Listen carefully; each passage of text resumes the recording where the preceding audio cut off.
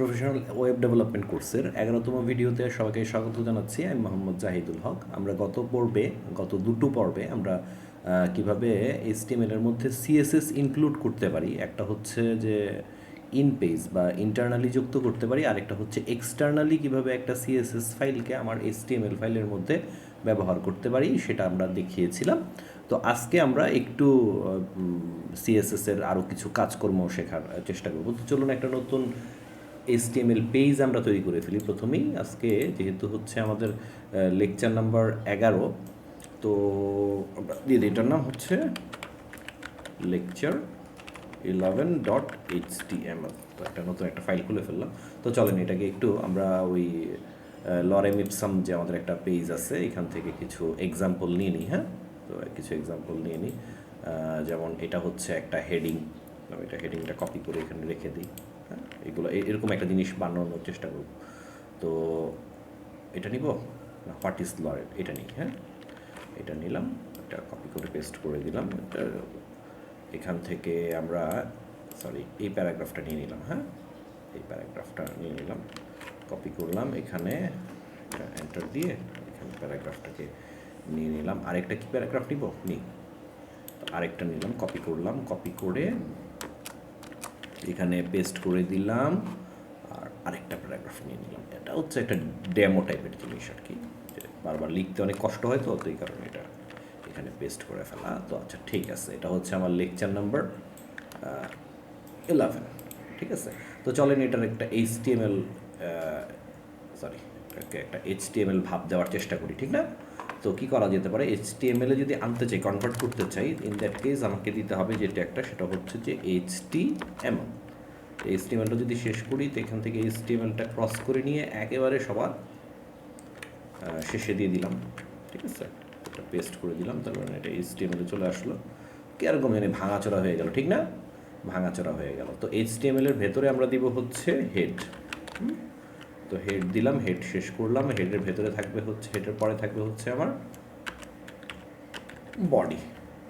বডিটা একটা শেষ করলাম, এবং বডিটা কেটে কোথায় দিয়ে দিব, একেবারে নিচে HTML এর ঠিক উপরে দিয়ে দিব হচ্ছে বডিটা। তারপরেও কোনো পরিবর্তন আসছে না। তো ওনাকে আমরা বানিয়ে দিলাম হচ্ছে একটা হেডিং। ঠিক আছে, ওনার নাম দিলাম হচ্ছে, আমরা একটু ছোটোখাটো হেডিং নেই, যে ওনাকে আমরা H3 দিয়ে দিই, ঠিক না? ওনাকে আমরা H3 দিয়ে দিলাম, হোয়াট ইজ লরেল ইপসাম। তো এটা ক্লোজ করে কেটে কাট করে এখানে পেস্ট করে দিলাম, সেভ করে দিলাম, বাস উনি একটা হেডিং হয়ে গেল। ওনাকে আমরা একটা প্যারাগ্রাফের মধ্যে নিয়ে আসি, ওনাকে একটা প্যারাগ্রাফের মধ্যে নিয়ে আসলাম। তো এই প্যারাগ্রাফটাকে আমরা কাট করে প্যারাগ্রাফের একবারে শেষে পেস্ট করে দিলাম, বাস উনি আরেকটা প্যারাগ্রাফ হয়ে গেল। ওনাকেও আমরা H2 ট্যাগের মধ্যে নিয়ে আসি, H2 ট্যাগটাই যেহেতু ব্যবহার করছি আমরা, H2 এর মধ্যে নিয়ে আসলাম ওনাকেও আমরা। এটাকে আমরা কেটে দিলাম, কেটে এখানে পেস্ট করে দিলাম। তো উনি আরেকটা হেডিং হয়ে গেল আমাদের, H2 নামের আরেকটা হেডিং। ওইটা কি H2 ছিল, উপরেটা H3 ছিল, তাহলে আমরা এটাকে H3 করে দিই, না নাকি ভালো হবে না? না, H2 থাকুক, দুইটা থাকুক। হ্যাঁ, একটা H2 একটা H3, আর এটাকেও একটা প্যারাগ্রাফের মধ্যে নিয়ে আসি, ঠিক না? ভালো হবে।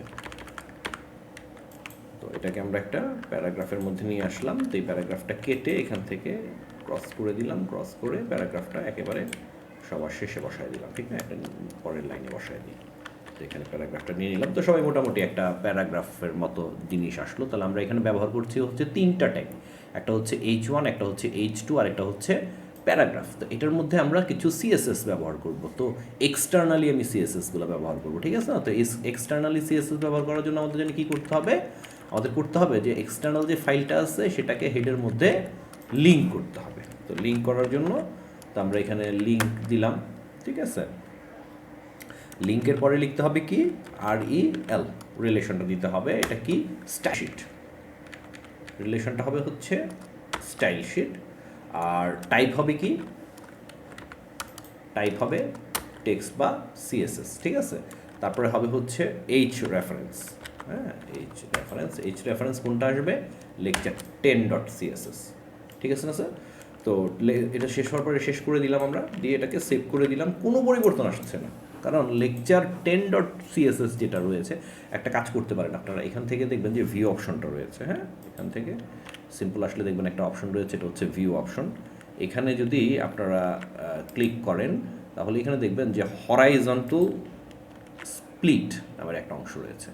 এটাকে যদি আপনারা করেন তাহলে যেটা হবে যে পুরো ভিউটা দুই ভাগে ভাগ হয়ে গেল বটমটা। তো আমি কি করলাম, এই লেকচার 10টাকে বটমে নিয়ে আসলাম, দেখলেন? লেকচার 11টা উপরে থাকলো আর লেকচার 10 CSSটা নিচে থাকলো, তাহলে প্যারালালি দুইটার মধ্যে কাজ করতে আমার জন্য সুবিধা হবে। তো আমি এখানে কোন কোন ট্যাগ ব্যবহার করেছি? আমি H3 ব্যবহার করেছি। তো আমি এখান থেকে নিয়ে নিলাম হচ্ছে H3।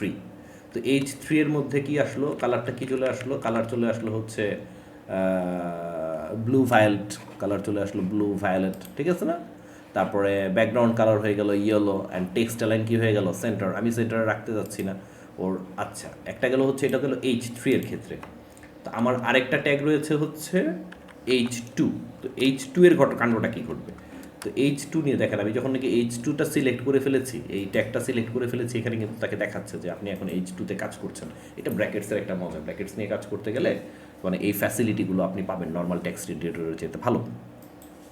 তো এখানে আমরা যেটা করব সেটা হচ্ছে যে ওনার একটা কালার দিয়ে দিব। কালার মানে হচ্ছে টেক্সটের কালার, হ্যাঁ, যে এইগুলো এই অ্যাট্রিবিউটগুলো হচ্ছে এটা টেক্সটের কালার। তো টেক্সটের কালার হিসেবে আমি বললাম যে ওনার কালারটা হয় হচ্ছে গ্রিন, ঠিক আছে? আর একেবারে গ্রিন দিয়ে দিলাম, হ্যাঁ। গ্রিন দেওয়ার পরে ওনারও একটা ব্যাকগ্রাউন্ড দিয়ে দিই আমি, হ্যাঁ, ওনার একটা ব্যাকগ্রাউন্ড দিয়ে দিলাম। তো ওনার ব্যাকগ্রাউন্ডটা কী হবে? ওনার ব্যাকগ্রাউন্ডটা হবে হচ্ছে ওটা ছিল ইয়েলো, তো ওনাকেও আমি করে দিই হচ্ছে যে কোনো একটা, গ্রিন তো আছে এটার মধ্যে, এটাকে ইয়েলোই করে দিই নাকি? ইয়েলোই ভালো হবে নাকি? ইয়েলো। তো ওনাকে ইয়েলো করে দিলাম, ব্যাকগ্রাউন্ডটা ইয়েলো করে দিলাম, ওনার ব্যাকগ্রাউন্ড হয়ে গেল ইয়েলো, ঠিক আছে না? আচ্ছা, ওনার টেক্সট লাইনটা কি সেন্টারে করে দিব? আমি সেন্টার করে দিই। যে লেখার যে অ্যালাইনমেন্টটা থাকবে, অ্যালাইনমেন্টটা হবে হচ্ছে কোথায়? সেন্টারে। বাস, উনিও সেন্টারে চলে আসলো, ঠিক না? এখন তাহলে দেখেন, আমি যত জায়গায় নাকি H1 এই যে কমন যে কতগুলা অ্যাট্রিবিউট লিখেছি, colour, background and text line, colour, background and text line, এই তিনটা অ্যাট্রিবিউটই কিন্তু আপনি চাইলে পি এর মধ্যেও ব্যবহার করতে পারেন। যেমন আমার আরেকটা ট্যাগ এখানে ব্যবহার করেছি, সেটা হচ্ছে যে পি। তো পি দেওয়ার পরে যদি আমি এখানে, তার মানে হচ্ছে আমার যতগুলো প্যারাগ্রাফ আছে সবগুলোই কিন্তু এখানে ডিনোট করবে, হ্যাঁ।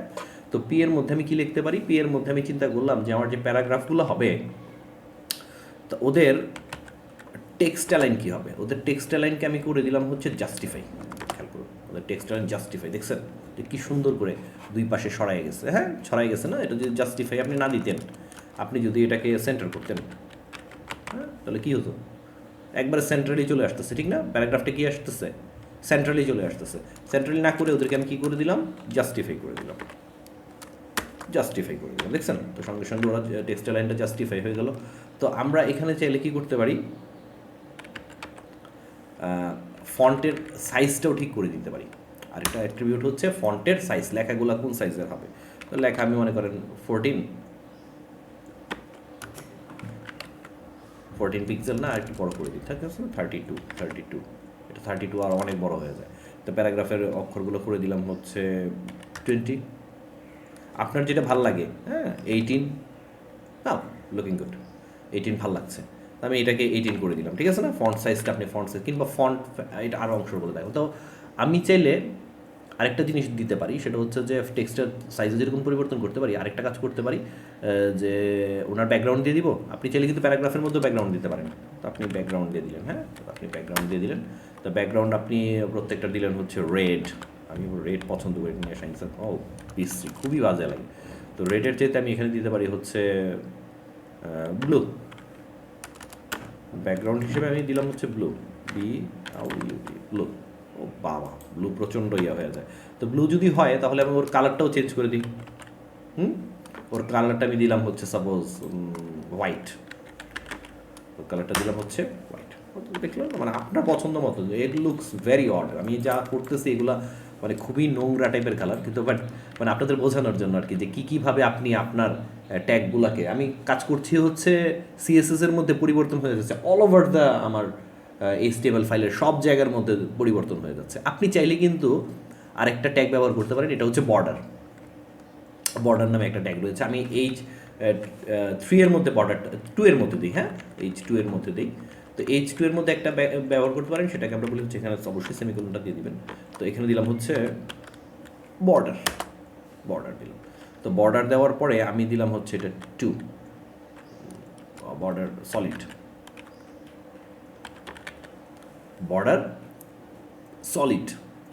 সলিড মানে হচ্ছে কি যে আপনার যে বর্ডারটা হবে, হ্যাঁ, এই বর্ডারটা কয়েক রকমভাবে দেওয়া যেতে পারে। যেমন বর্ডারের সলিড হয়, তারপরে আরও কিছু অংশ আছে, সেটা নিয়ে পরে কথা বলবো। তো আবার কি করতে পারেন আপনি, এই যে বর্ডারটা যে কোনো একটা কালারের হয়ে গেছে, হ্যাঁ, আমি একটু বাইরে বাইরে কোথাও একটু সেভ করে আমি বাইরে কোথাও ক্লিক করি, হ্যাঁ, তো দেখেন এটা চারদিকে সলিড হয়ে গেছে। আপনি চাইলে বর্ডারের কালারও চেঞ্জ করতে পারেন, বর্ডার কালার, যে বর্ডারটা চারদিকে দিয়েছেন এই বর্ডারের কালারটাও আপনি চেঞ্জ করে নিতে পারেন। তো বর্ডারের কালার আপনি চাচ্ছেন যে হচ্ছে ব্রাউন দিতে, ইন দ্যাট কেস আপনি বর্ডারের কালার ব্রাউনও দিতে পারেন। এইভাবে তো আজকে বেশ কিছু অ্যাট্রিবিউট নিয়ে আমরা কথাবার্তা বলেছি। যেমন আজকে আমরা কথাবার্তা বলেছি হচ্ছে কালার নিয়ে। কালার হচ্ছে টেক্সটের কালারগুলো চেঞ্জ হয়ে যাওয়া, এবং এই অ্যাট্রিবিউটগুলো আপনারা বিভিন্ন এই কালার, ব্যাকগ্রাউন্ড, টেক্সট লাইন কিংবা বর্ডার কালার, হ্যাঁ, ফন্ট সাইজ, টেক্সট লাইন, এই যে অ্যাট্রিবিউটগুলো আপনারা একই অ্যাট্রিবিউট আমরা বিভিন্ন ট্যাগের মধ্যে ব্যবহার করতে পারেন। পরবর্তী ভিডিওতে আপনাদের সাথে আরও কিছু অ্যাট্রিবিউট নিয়ে কথাবার্তা বলবো। তো সেই পর্যন্ত আমাদের সাথেই থাকবেন। আর সবচেয়ে বড় কথা হচ্ছে যে আপনি যদি আমার চ্যানেলে নতুন হয়ে থাকেন তাহলে অবশ্যই সাবস্ক্রাইব বাটনে প্রেস করবেন, এবং আমার নতুন নতুন কন্টেন্টগুলো যদি রেগুলার পেতে চান তাহলে বেল বাটনেও একটা ক্লিক করে রাখতে পারেন।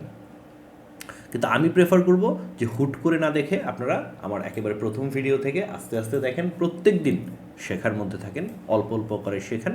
দেখবেন যে দিন শেষে এটা একটা বড় কিছু হয়ে যাবে আপনার জন্য। তো সবাই ভালো থাকবেন, ধন্যবাদ সবাইকে।